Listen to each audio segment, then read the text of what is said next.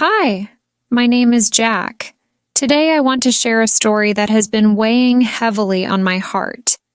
It's not the easiest to talk about, but I think it's time to put it out there. This is the story of my marriage to Emily and how it all came crumbling down. It started innocently enough, like most love stories. I met Emily 6 years ago at a friend's party. She was everything I had ever wanted. She had this amazing laugh that filled the room and eyes that sparkled with life. I was drawn to her energy, her spontaneity. She seemed like someone who embraced life wholeheartedly, and I couldn't resist getting to know her better. We hit it off almost instantly. Everything between us felt effortless. Conversations flowed like water, and we'd lose track of time when we were together. Within months, we were inseparable. I was convinced Emily was the one. In retrospect, I guess I was blinded by love, or maybe I just saw what I wanted to see. In the early days of our marriage, everything seemed perfect. We bought a small house together and settled into what felt like a dream life. We would wake up in the mornings, have coffee together, and talk about our future. We'd laugh, plan vacations, and talk about starting a family someday. But the truth is, perfection is fragile, and it didn't take long for cracks to show. At first, it was small things that you could easily brush off. Emily started working late more often. She'd come home tired, barely speaking to me, and would go straight to bed. I didn't think much of it at first. I know work can be stressful, and I wanted to be a supportive husband. But then she started canceling our weekend plans, saying she needed time to rest or catch up on some work. It was around that time I noticed her phone was always glued to her hand. She'd get messages at all hours of the day and night. When I asked her about it, she'd say it was just work. I believed her. I had no reason not to. But then the distance between us grew. It felt like I was living with a stranger. We were in the same house, but emotionally, we were worlds apart. I remember one night, maybe a year into our marriage, I tried to talk to her.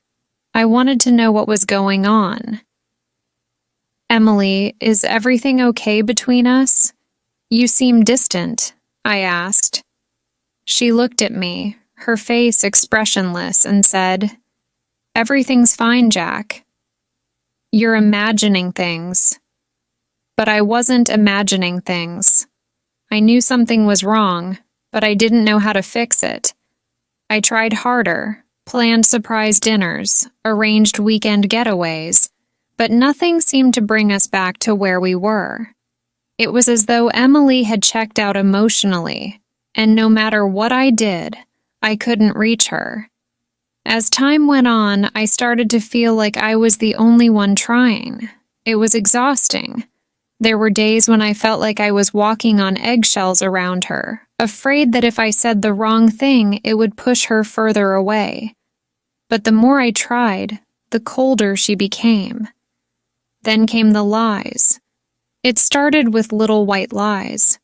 She'd tell me she was going out with friends, but when I called one of them to check in, they'd have no idea what I was talking about. Or she'd say she had to work late, but I'd drive by her office and the building would be dark. I didn't want to believe that Emily was lying to me. I wanted to trust her, but the more it happened, the more obvious it became that something was seriously wrong. I confronted her one evening. "Emily, I know you're not being honest with me. Where are you really going when you say you're working late? Who are you texting all the time?" She exploded. "How dare you accuse me of lying?" she shouted. "I work hard to keep this house running, and this is how you repay me, by questioning my every move." I was stunned. I didn't expect her to get so defensive, but what hurt the most was the way she twisted it, making me feel like I was the one in the wrong, like I was paranoid for simply asking questions. After that fight, I felt more lost than ever. Was I really imagining things?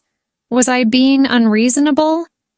But the truth has a way of surfacing, even when you don't want to see it.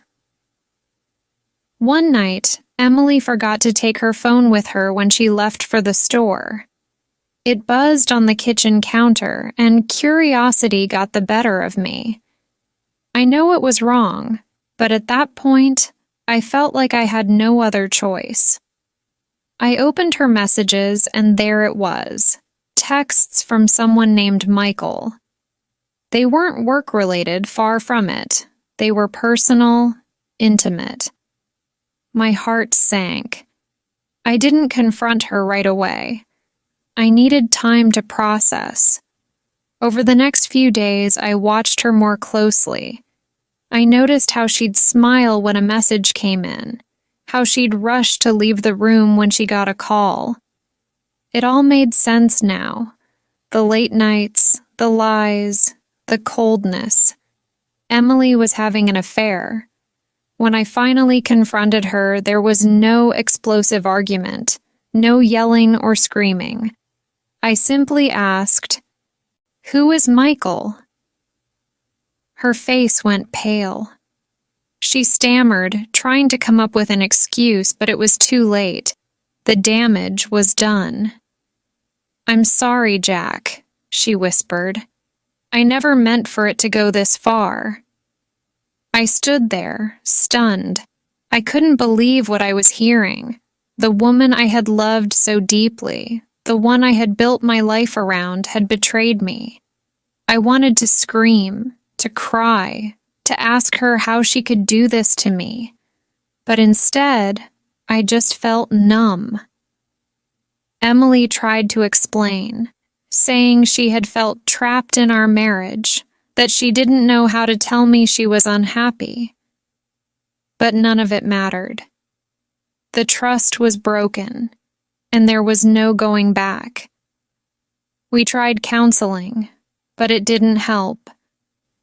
Emily had checked out of the marriage long before her affair started, and I was left to pick up the pieces of my shattered heart. In the end, we divorced.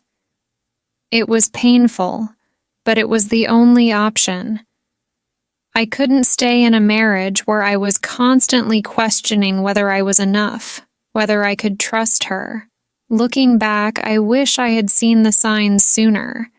Maybe I could have done something to save our marriage, or maybe it was doomed from the start. I don't know. All I know is that love isn't enough if there's no trust, no communication. After the divorce, things weren't easy for me. I moved out of the house, which I'd loved because it was supposed to be our forever home. Every corner of it was filled with memories, both good and bad, and staying there would have been like living with ghosts. So I packed my things and found a small apartment across town, far enough to feel like I was starting fresh, but not so far that I had to completely uproot my life. The first few weeks after the split were the hardest. I couldn't escape the questions. What went wrong? Why didn't I see it coming? Was there something fundamentally wrong with me that drove Emily into someone else's arms? Every quiet moment was filled with those doubts. I barely slept. I'd wake up in the middle of the night, my mind racing, playing back every moment of our relationship, trying to pinpoint where things started to go wrong. I tried to stay busy. I threw myself into work, taking on more projects, working late, anything to avoid going home to the emptiness of that apartment. It helped to an extent. At least while I was busy, I didn't have to think about Emily. But the moment I stopped, the loneliness crept back in. I remember one evening, a couple of months after the divorce, when I ran into Emily at a grocery store. I wasn't expecting it, and neither was she. She looked surprised, almost guilty when she saw me. I was standing by the produce section, staring blankly at some apples when she turned the corner. It was awkward, to say the least.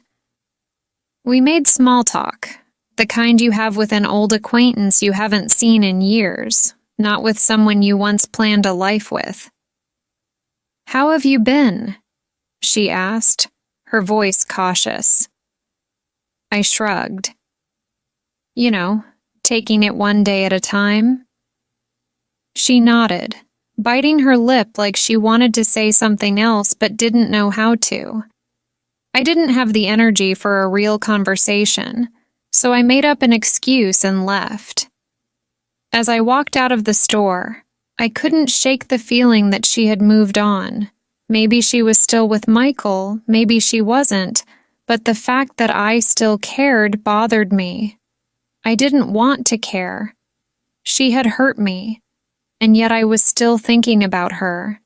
It wasn't until I talked to a close friend of mine, Nick, that I began to see things a little more clearly. Nick and I had known each other since college, and he had been my rock through the whole ordeal. One night over beers, he gave me the tough love I needed. "Jack," he said, looking me dead in the eye, "you need to stop punishing yourself over this. You didn't make her cheat. You didn't make her lie. That's on her. You did everything you could to save that marriage." I wanted to argue, but I knew he was right. I had tried. Maybe I had been naive, but I wasn't to blame for Emily's choices. It took me a long time to accept that, though. The guilt, the doubt, it had become a habit, a toxic one. I started seeing a therapist around that time. I wasn't really sure what I was hoping to get out of it, but I figured talking to someone might help. And it did. I began to realize that the end of my marriage, as painful as it was, didn't define me. It was a chapter, one that I had to close to move forward. I learned to forgive myself for not being able to fix everything. Some things can't be fixed. Some things just end, and that's okay. As the months went by, I started to find myself again. I reconnected with old friends, picked up hobbies I had neglected during my marriage, and focused on building a life that was just mine. Not ours, not hers, but mine. I took a photography class, something I had always wanted to do but never had the time for. I went hiking more often, exploring places I had always meant to visit but never did because Emily wasn't interested. Slowly but surely, I began to heal. Then one day, something unexpected happened. I was at a coffee shop working on some emails when a woman approached me. She had kind eyes, dark hair pulled into a loose bun, and a warm smile that instantly put me at ease. "Excuse me," she said, holding up a book. "I couldn't help but notice you're reading the same book as me." I looked down at my copy of The Alchemist and smiled. Great minds think alike, I guess. We ended up chatting for a while, talking about books, life, and everything in between. Her name was Olivia. There was something about her. Maybe it was her kindness or her genuine interest in what I had to say. But for the first time in a long time, I felt a spark of hope. It wasn't like I was falling head over heels or anything like that, but I felt something I hadn't felt in ages, a connection. Over the next few weeks, Olivia and I ran into each other a few more times at the same coffee shop. Each time, our conversations grew a little longer, a little deeper. I found myself looking forward to those moments, something I hadn't experienced since the early days of my relationship with Emily. Eventually, I asked her out for dinner, and to my surprise, she said yes. We had a great time, and as the evening ended, I realized something important. I was ready to open up again. Not necessarily to fall in love, but to let someone new into my life. For so long, I had been holding on to the pain of the past, afraid to move forward. But sitting there with Olivia, I realized that it was okay to start over. It was okay to hope again. Our relationship didn't blossom overnight. It was slow, cautious. I was still healing, still learning to trust again, and Olivia understood that.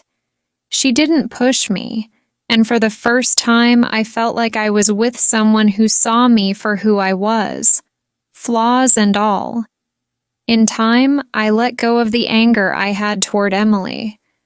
I stopped blaming her, and more importantly, I stopped blaming myself. Some relationships aren't meant to last forever, and that's not a failure. It's just life. Emily and I had our time, and while it ended badly, it taught me lessons I wouldn't trade for anything. I learned how to forgive, how to let go, and how to rebuild. After that first dinner with Olivia, I found myself wondering what was next. I wasn't in a rush to figure everything out like I had been in the past. With Emily, everything had moved so fast. We'd fallen in love quickly, gotten married, and built a life together at breakneck speed. But with Olivia, things felt different. It was slower, calmer, more real in a way. There was no pressure to rush into something. And for the first time in my life, I appreciated the value of taking things one day at a time. We continued to see each other, coffee dates, dinners, weekend walks in the park, and slowly I found myself opening up more. At first, I had been hesitant to talk about my past with her. I didn't want to dump all my baggage on her so soon. But Olivia, being the patient and understanding person she was, never pushed. She let me share things at my own pace, and eventually, I told her everything. One evening, as we sat by the river watching the sunset, I told her about Emily, about the affair, about the divorce, about how broken I had felt afterward, how lost I had been. I expected her to be uncomfortable, maybe even pull away, but she didn't. Instead, she just listened quietly, nodding occasionally, letting me know she was there, really there. When I finished, she placed her hand on mine and said something I'll never forget. "Jack, you've been through a lot, but that doesn't mean you're broken. You're just human. We all have scars, but it's how we move forward that matters." Her words hit me harder than I expected. For so long, I had seen myself as damaged, as someone who had failed at one of the most important relationships in his life. But in that moment, with Olivia's quiet reassurance, I started to believe that maybe, just maybe, I wasn't as broken as I thought.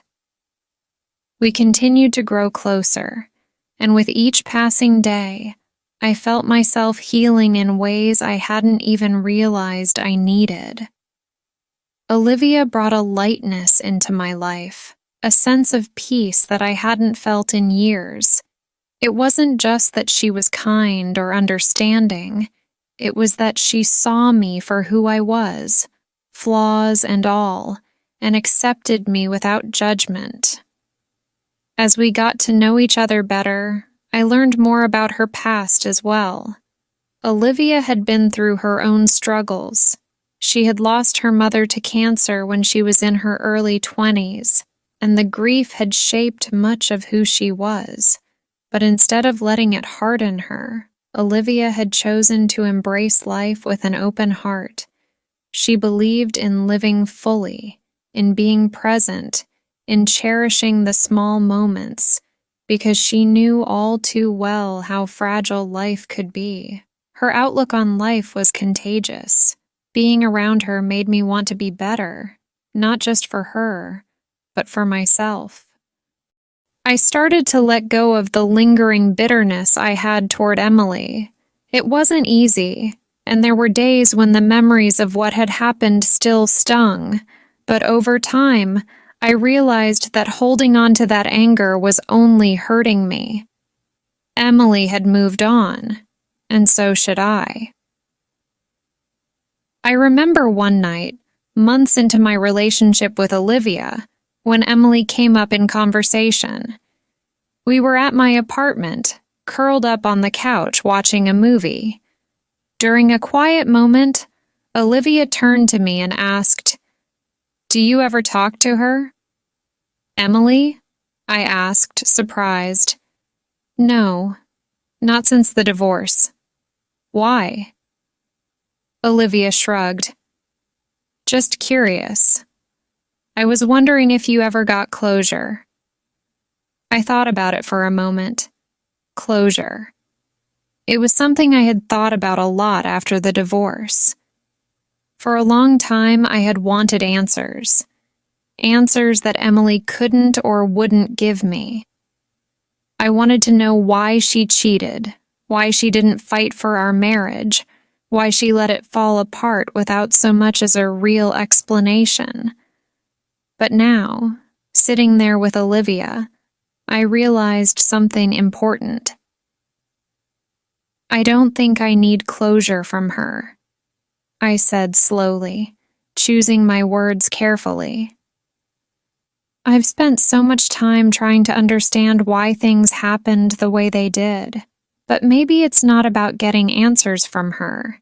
Maybe it's about accepting that sometimes things just end, and that's okay." Olivia smiled, her eyes soft. "I think that's a really healthy way to look at it." And it was. For the first time, I felt like I didn't need Emily's validation or an apology. I didn't need her to explain herself, because no explanation would ever fully heal the wounds she had left. Healing had to come from within me. I had to let go of the need to understand every detail of what had gone wrong and just accept that it had. Life moves forward, whether we want it to or not. As the months went by, Olivia and I grew even closer. We took trips together, met each other's friends and families, and slowly started talking about the future. It wasn't like with Emily, where everything felt rushed and frantic. With Olivia, the future felt like something we could build together, piece by piece, at our own pace. There was a day, about a year after we started dating, that stands out to me. Olivia and I were walking through a park on a crisp autumn afternoon, the leaves crunching under our feet. We weren't talking about anything in particular, just enjoying the day, when she suddenly stopped and looked at me, a thoughtful expression on her face.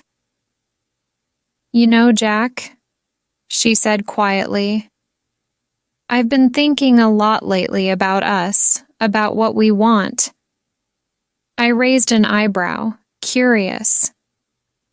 "Yeah? And what have you been thinking?" She smiled a little shyly. "I think I'm ready for more, for us to take that next step, whatever that looks like. I love you and I want to build a life with you." Her words took me by surprise, not because I didn't feel the same, but because I hadn't realized just how ready I was for that next step too. I hadn't allowed myself to think about the future in that way since Emily. But now, with Olivia standing in front of me, looking at me with such love and trust, I realized that I was ready. Ready to open my heart fully again, ready to take that risk. "I love you too, Olivia," I said, my voice steady. "And I'm ready to build that life with you." It wasn't a grand, sweeping proposal, and there were no dramatic gestures. But in that quiet moment, I knew that my journey of healing had come full circle.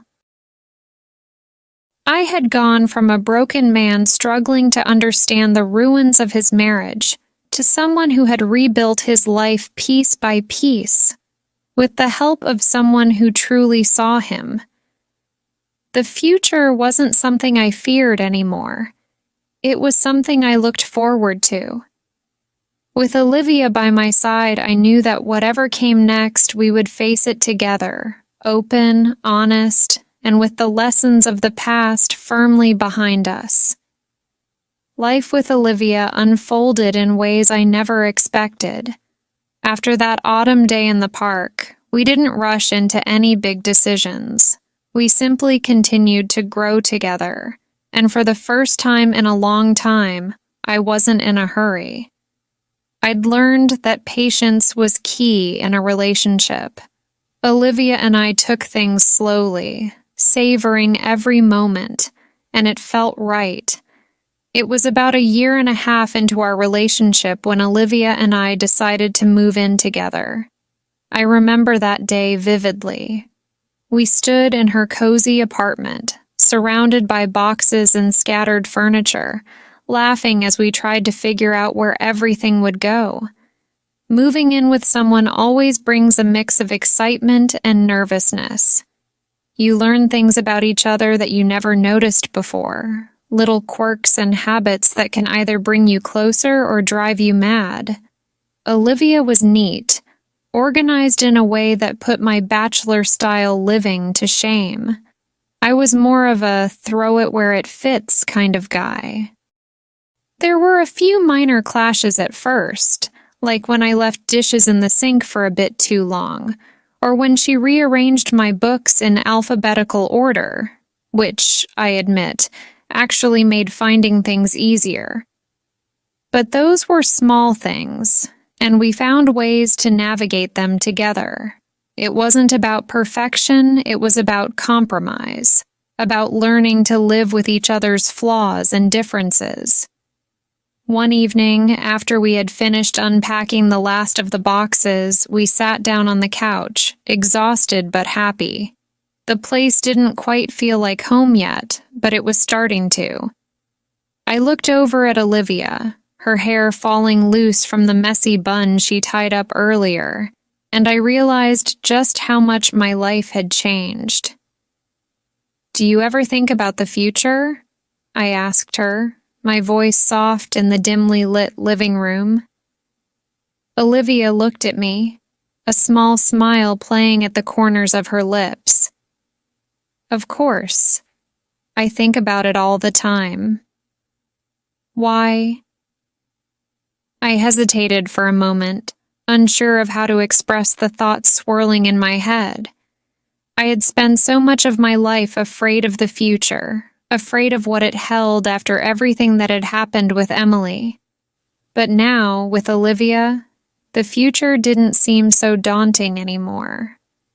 "I guess I'm just happy," I said, feeling a little foolish for stating something so simple.